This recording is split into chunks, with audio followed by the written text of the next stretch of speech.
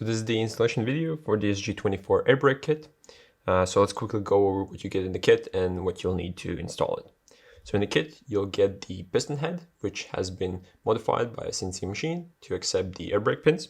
And you also get a set of 5 different length air brake pins.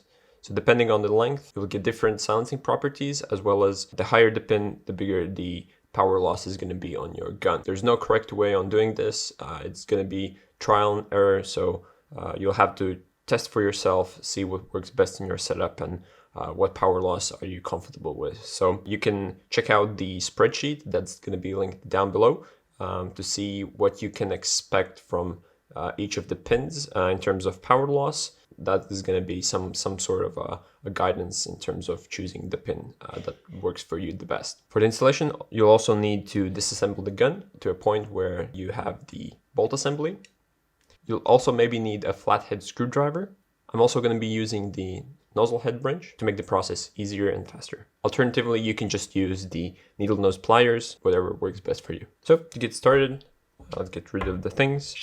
And we'll start by unscrewing the piston head.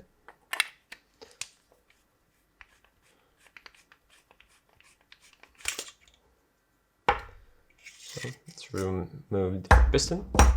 This is what we're going to be working with. So by default, this is the original piston head that comes with the SSG24. We need to remove this. So to do this, it's basically just snapped on there.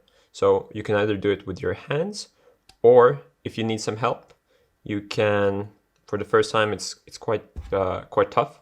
So you can try to pry it up a little bit and use your flathead screwdriver and just push it off like so.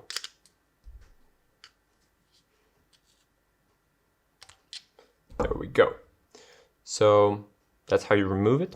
By default, you're not gonna have this hole and you don't need it. This is something I did during the development process, so just ignore it. It's not needed there. It's just there because I don't have a spare piston. So yeah, that's the part one. All we need to do is now take the modified piston head and just pop it off on there, like so.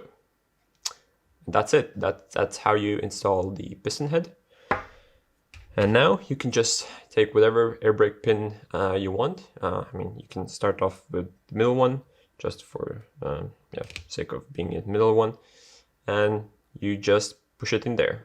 It's a bit tight, but it will get in there, and yeah, that's how you install the air brake. And now you're ready to install it back in the bolt assembly.